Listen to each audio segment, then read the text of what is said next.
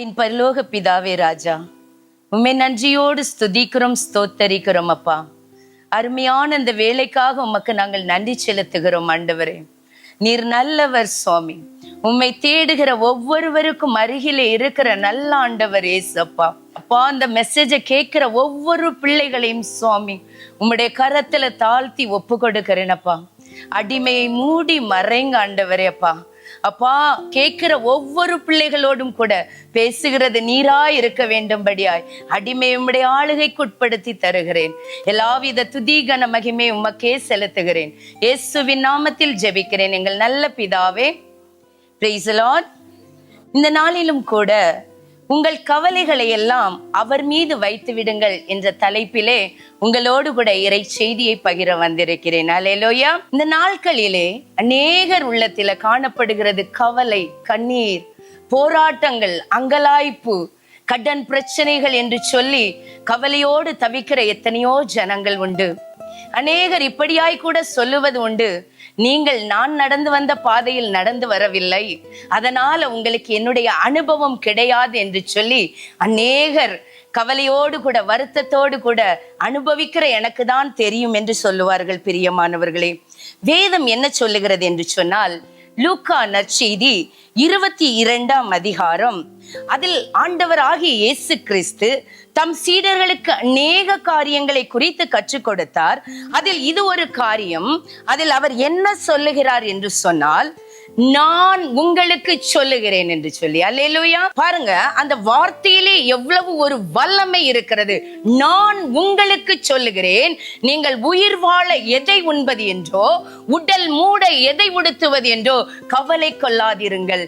காரணம், நான் என்ற வார்த்தைக்கு சொந்தக்காரர் நம்முடைய ஆண்டவராகிய இயேசு கிறிஸ்து ஒருவரே. பிரியமானவர்களே, எந்த ஒரு மனிதனாலும் நான் என்று சொன்ன பிறகு உங்கள் வாழ்க்கையின் தேவைகளை ஒரு மனிதராலும் சந்திக்க முடியாது. ஆனால் நம் ஆண்டவராகிய இயேசு கிறிஸ்துவினாலே நம்முடைய கவலைகளுக்கு, பாரங்களுக்கு, எல்லாவற்றிற்கும் பதில் தருகிறவராய் இருக்கிறார். ஹல்லேலூயா. அதான் ஆண்டவர் சொல்லுகிறார், உயிர் வாழ எதை உண்பதோ உடலுக்கு எதை உடுத்துவதோ என்று கவலைப்படாதீர்கள். ஆனால் இந்த நாட்கள்ல பாருங்க, கவலை கவலை போராட்டம், கவலையின் நிமித்தமாக டிப்ரெஷன் நிமித்தமாக தற்கொலைக்கு நேராக தள்ளப்படுகிறது எத்தனையோ குடும்பங்களில் நாம் பார்க்கிறோம். பிரியமானவர்களே, இந்த வார்த்தைகளை நான் பல நாட்களுக்கு முன்பாக தியானித்துக் கொண்டிருக்கும் போது ஆண்டவர் எனக்கு அதை குறித்து பேசும்போது, ஒரு மனிதன் எதனால கவலைப்படுகிறான் என்று சொன்னால், அவனுக்கு ஆண்டவராகிய இயேசு கிறிஸ்துவின் மீது நம்பிக்கை இல்லாதபடி இருக்கிறதுனாலேயே தான் அந்த மனிதன் கவலைப்படுகிறான். பிரியமானவர்களே, அதனாலதான் ஆண்டவர் சொல்லுகிறார், கவலைப்படுவதினாலே உங்களுள் எவர் தன் வளத்தில ஒரு முழம் கூட்ட முடியும் என்று வேதம் சொல்லுகிறது. பிரியமானவர்களே, இன்று ஆண்டவராகிய இயேசுவை நம்ப நமக்கு மனமில்லை. ஆனால் உலகத்தை சார்ந்த அற்ப மனிதர்களை நம்பி நாம் ஓடிக்கொண்டே இருக்கிறோம். பிரியமானவர்களே, அப்படி ஓடக்கூடாது. வேதம் சொல்லுகிறது, மனிதரை நம்புவன் சபிக்கப்படுவான், மனிதன் தரும் உதவி வீண் என்று சொல்லப்படுகிறது. பிரியமானவர்களே, அப்ப நம்ம என்ன செய்யணும்? இந்த சிறிய செயலை லூக்கா நற்செய்தி 12ஆம் அதிகாரம் 26வது வசனம் சொல்லுகிறது, மிக சிறிய செயலை கூட செய்ய முடியாத நீங்கள் மற்றவை பற்றி ஏன் கவலைப்படுகிறீர்கள்? அப்போ இன்னைக்கு ஆண்டவராகிய இயேசு கிறிஸ்துவை நாம் அதிகமாய் விசுவசிக்க வேண்டும். பிரியமானவர்களே, ஒரே ஆண்டவரான இயேசு கிறிஸ்து எனக்காக யாவற்றையும் செய்ய சர்வ வல்லவராய் இருக்கிறார். பிரியமானவர்களே, எபிரேயரின் புஸ்தகம் 11ஆம் அதிகாரம் 6வது வசனம் இப்படியாய் சொல்லுகிறது, நம்பிக்கையினால் இன்றி கடவுளுக்கு உகந்தவராக ஒருவராலும் இருக்க முடியாது. பிரியமானவர்களே, இன்று உங்களுக்கு நம்பிக்கை இல்லை என்று சொன்னால், ஆண்டவராகிய இயேசு கிறிஸ்துவிடம் இருந்து எந்த ஒரு அற்புதத்தையும் அதிசயத்தையும் நீங்கள் காண முடியாது. பிரியமானவர்களே, அதான் எபிரேயர் புஸ்தகம் இப்படியாய் சொல்லுகிறது, அவரை அணுகி செல்வோர் அவர் இருக்கிறார் என்பதையும், அவரை தேடி செல்வோருக்கு அவர் தக்க கைமாறு அளிக்கிறார் என்பதையும் நம்ப வேண்டும். அல்லேலூயா. அப்ப நமக்கு நம்முடைய வாழ்க்கையில நம்ம யார் யாரையோ நம்பி அலைகிறோம், ஆனா ஆண்டவர் மீது நம்முடைய நம்பிக்கை வைக்க நமக்கு மனசு இல்லை. பிரியமானவர்களே, ஒரு சகோதரியை குறித்து எனக்கு தெரியும். அவர்களுடைய வாழ்க்கையில போராட்டம், துன்பம், உபத்திரவம், கடனுக்கு மேல் கடன், ஒரு கடனை அடைப்பதற்காக இன்னொரு இடத்தில் அவர்கள் வட்டி வாங்குவார்கள். அதை அடைப்பதற்காக வாழ்க்கை முழுவதுமே அப்படியாய் மாறி போனது. ஆசீர்வாதம் இல்லை, இருந்தது எல்லாவற்றையும் இழந்தார்கள். பிரியமானவர்களே, வேதம் என்ன சொல்லுகிறது தெரியுமா? பிரியமானவர்களே, 1 பேதுரு 5ஆம் அதிகாரம் 7ஆம் வசனம் சொல்லுகிறது, உங்கள் கவலைகளை எல்லாம் அவரிடம் போட்டு விடுங்கள். ஆண்டவராகிய இயேசு கிறிஸ்துவிடம் வந்து உங்கள் கவலைகள், உங்கள் வாழ்க்கையில இருக்கிற துன்பங்கள், உங்களுடைய அவமானங்கள், உங்களுடைய எத்தனையோ பேர் கேலி செஞ்சிட்டாங்க, ஐயோ நான் வாழ்வதை விட மரித்து போகலாம் என்று சொல்லி அங்கலாய்த்து கொண்டிருக்கிற என் அன்பு சகோதரனே, சகோதரியே, உன் கவலைகளை ஆண்டவர் மீது வைத்து விடு. ஏனென்றால் அவர் உன் மீது கவலை கொண்டுள்ளார் என்று சொல்லுகிறது. அவர் உன் மீது அக்கறை கொண்டுள்ளார் என்று சொல்லி, பிரியமானவர்களே, அவர் நம்மீது அக்கறை கொண்டுள்ள தகப்பனாய் இருக்கிறார். அதனால நம்ம என்ன செய்ய வேண்டும் என்று சொன்னால், அவர் மீது நம்முடைய கவலைகளை போட்டுவிட வேண்டும். இன்னும் சொல்லுகிறது, லூக்கா நற்செய்தி 12ஆம் அதிகாரம் 30வது வசனம் சொல்லுகிறது, ஏனெனில் உலகு சார்ந்த பிற இனத்தவரே இவற்றையெல்லாம் தேடுவார்கள், நான் என்ன செய்வது, எது எப்படி வாழ்வது என்று சொல்லி. ஆனால் நமக்கு ஆண்டவராகிய இயேசு கிறிஸ்துவை அறிந்த நமக்கு, நம்முடைய கண்மலையாம் ஆண்டவராகிய இயேசு கிறிஸ்து எல்லாவற்றிலும் நமக்கு உதவி செய்கிறார். அதான் திருப்பாடல் ஆசிரியர் இப்படியாய் சொல்லுகிறார், இம்மலைகளை நோக்கி என் கண்களை உயர்த்துகின்றேன், எனக்கு எங்கிருந்து உதவி வரும்? விண்ணையும் மண்ணையும் படைத்த ஆண்டவர் இருந்தே எனக்கு உதவி வரும் என்று வேதம் சொல்லுகிறது. பிரியமானவர்களே, இந்த நாள்ல நீங்க எந்த காரியத்திற்காக ஜெபிச்சு கொண்டு இருக்கிறீங்க?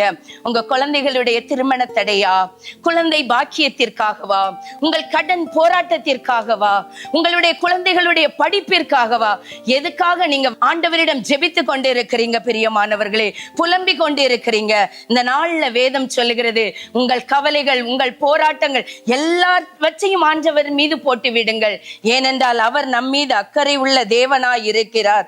இன்னுமா இப்படியாய் சொல்லுகிறது, லூக்கா புஸ்தகம் 12ஆம் அதிகாரம் 31வது இறைவசனம் சொல்லுகிறது, அவருடைய ஆட்சியை நாடுங்கள், அப்பொழுது இவை உங்களுக்கு சேர்த்து கொடுக்கப்படும் என்று சொல்லி.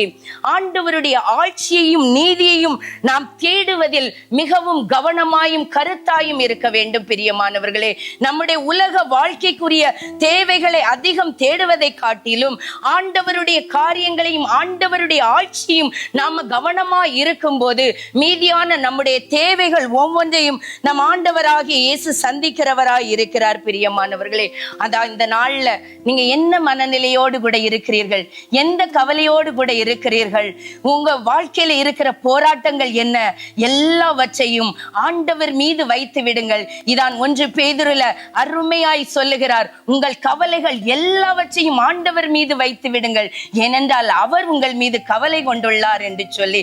அந்த அருள்நாதர் இயேசு மிகவும் நல்லவர். பிரியமானவர்களே, இந்த இன்று எந்த பாரத்தோடு கூட இருக்கிறீர்களோ, எந்த கட்டுகளோடு கூட இருக்கிறீர்களோ, எல்லாவற்றையும் அவருடைய சமூகத்துல இறக்கி வைங்க. ஆண்டவர் நிச்சயத்திலும் நிச்சயமாய் உங்களை ஆசீர்வதித்து நீங்கள் பலுகி பெருக தேவன் கிருபை செய்வார். ஒரு நிமிடம் கண்களை மூடி ஆண்டவரை நோக்கி பார்ப்போமா? அன்பின் பரலோக பிதாவே, ராஜா, பெரும் சுமை சுமந்து சோர்ந்திருக்கிற என் பிள்ளைகளே, என்னிடம் வாருங்கள் என்று சொன்னீங்களே, நான் உனக்கு இளைப்பாறுதல் தருவேன் என்று சொன்னவரே, மை துதிக்கிறோம் ஆண்டவரே. அப்பா, எத்தனையோ பிள்ளைகள் அப்பா, கடன் பாரத்தினாலும் ஆண்டவரே அப்பா, நோயினாலும் ஆண்டவரே பாதிக்கப்பட்டு ஆண்டவரே நிம்மதி இல்லாமல், சந்தோஷம் இல்லாமல், குடும்பத்தில் சமாதானம் இல்லாமல் வாழுகிறார்கள் அப்பா. அப்பா, அந்த ஒவ்வொரு பிள்ளைகளுடைய வீட்டில் அப்பா உங்க இரக்கம் இறங்கும்படியாய் நாங்கள் செபிக்கிறோம் ஆண்டவரே. அப்பா, நான் யாருக்கு இரக்கம் காட்ட விரும்புகிறேனோ அவர்களுக்கு இரக்கத்தையும், யாருக்கு பரிவை காட்ட விரும்புகிறேனோ ஷபரபலபா இயேசுவே, உங்க இரக்கம், உங்க பரிவு ஒவ்வொரு இல்லத்தின் மீதும், ஒவ்வொரு குடும்பத்தின் மீதும் இறங்கி வருவதாக சுவாமி ராஜா. ஆண்டவரே அப்பா, கடன் பாரத்தோடு காணப்படுகிற பிள்ளைகளை பிறருக்கு கொடுக்கக்கூடிய பிள்ளைகளாய் உருமாற்றுங்கப்பா. நோய் நொடியில் அவதிப்பட்டு அழுது கொண்டு புலம்பிக் கொண்டு இருக்கிற ஒவ்வொரு பிள்ளைகளுக்கும் அப்பா உம்முடைய காயப்பட்ட தழும்புகளால் ஆண்டவரே நீர் சுகத்தை கட்டளையிடுங்க தகப்பனே. அப்பா அப்பா இன்னும் திருமண தடை, குழந்தை பாக்கியத்திற்காக ஜெபித்து கொண்டிருக்கிற குடும்பத்தில் அப்பா ஒரு பெரிய ஆசீர்வாதத்தை நீங்க கட்டளையிடுங்கப்பா. மக்கள் செல்வம் ஆண்டவர் கொடுக்கும் பரிசு என்று வேதம் சொல்லுகிறதப்பா.